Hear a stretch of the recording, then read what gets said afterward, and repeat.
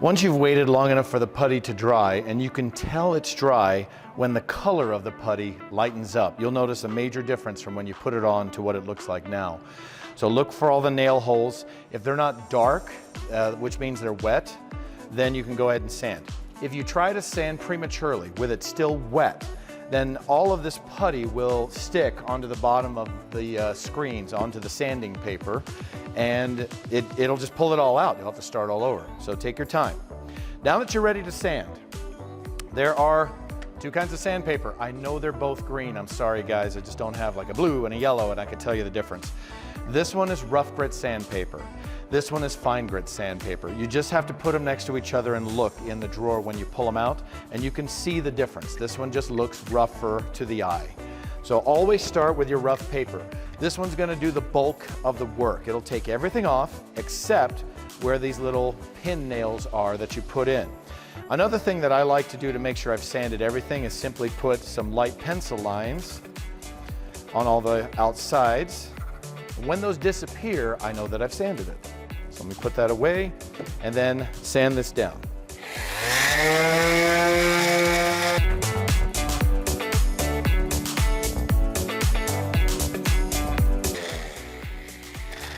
All right, I just got all the pencil lines out and all you can see are the little dots. So there's no blotchiness. That's what I'm looking for.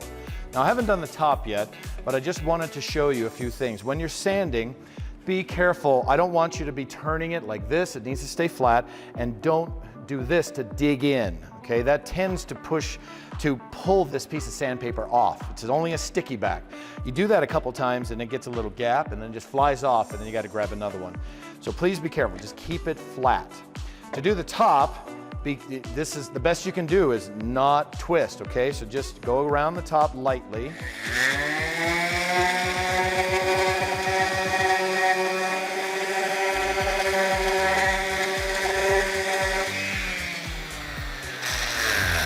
So I was being careful not to be super aggressive, so I'm not pressing really hard, just enough to get all this off, the two pencil lines I put on. So you can see there's still a little blotchiness right there. That's what you don't want, so it means I have to sand a little more.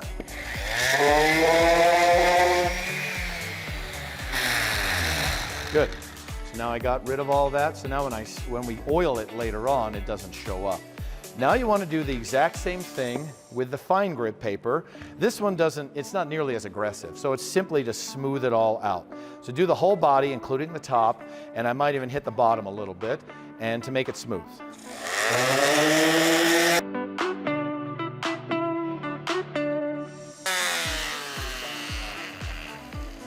Good.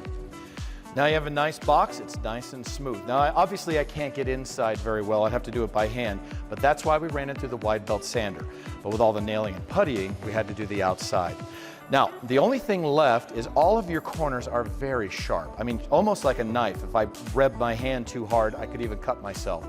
So be careful. So what we're gonna do is run this through a router to round off the top edges, okay? And then we're gonna sand off these sharp outside edges after that. We come to this router table that has a red insert, and make sure the proper bit is in there. If you have any doubts, please ask me. You don't want to do this with the wrong bit. This is called an 1/8 of an inch round over bit. So it's just going to be lightly rounding over all the inside areas here. I'm not going to do the bottom, and I'm not going to do the edges here, the ends if you want. Okay, so don't do those, just the inside. Now I like this in a table because it's very simple. I'm simply going to turn it on, put this on top, and then just move this around and it'll do the inside. That way I'm not holding a little router and it tilts a lot. That's hard to control. So I'm also going to do the outside edge. We'll get to that after that. Put it on top. Just press it until it hits, it stops. It'll hit the bearing and then just move it around.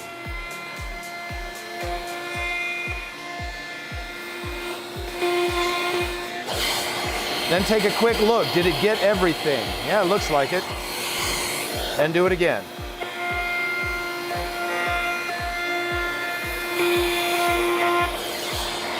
Okay, you can see right here, I missed just a little spot right there, so just go over it again. That looks good. Now we do the outside. You're always going from the right to the left. So here, against, cross, And I'm holding it down tightly. We don't want it to vibrate. Vibration is your enemy here. Good. And now we have all the insides are done. And I'm probably going to sand a little bit in these corners because of the round bit, the bearing on top, it can't get all the way in the corner. It does most of it. But now it's not sharp anymore, and that's what I wanted. The outside edges I'm going to hit with sandpaper next. So I'm going to take a piece of fine grit sandpaper and just fold it a little bit, not sharply, but that'll allow me to get these inside corners a little bit better because the bit couldn't get in there the way that it's set up.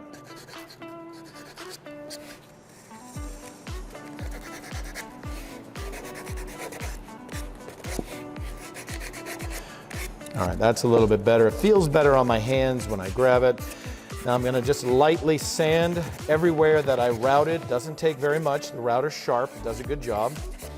On the outside as well.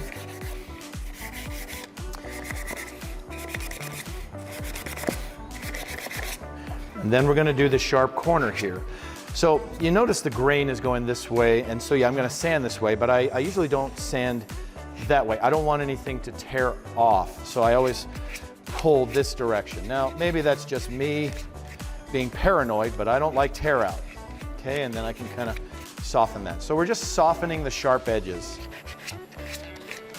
Okay, and then like that. Good.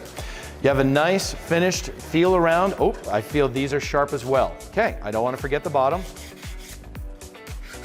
That's why I do it. Always feel around. And I also want to hit inside corners here. Let's face it, when people look at your project, the first thing they do is they touch. They always touch. You may not notice it, but it's true. And you don't want them to feel these sharp edges. Their fingers are going to be curled around, so they're going to feel all of it. So make sure it feels good to your fingers. Don't have knife-like edges. Now that everything feels really good, we're going to oil it. You can do this yourself in the back of the shop. Last thing we're going to do is put oil on this. Now, other projects we're going to use lacquer, but I like oil for this because it's something the students can do themselves. And you only need a tiny little rag for this. Now, I've got boxes full of big rags in the back. Take a pair of scissors, a razor blade, a knife, whatever you got, and just cut a little bit off. Seriously, you only need this much. I mean, that's all. And don't worry if it gets on your fingers, it just comes off with soap and water. So I've got oil, and there's a couple different kinds, but it'll say Watco on it. It's a Danish oil finish. So we just unscrew it, and all you do is you just dip it in. Now, this is my oiling board. It's gonna be found under the outfeed table of the wide belt sander, basically right behind you, under the table. So you can tell I haven't even used it before, so this is brand new. Just a piece of scrap I had in the back. Take this, put it on top, shake a little bit of oil on there, and then you're gonna just move it all around. It's very simple to put on as well.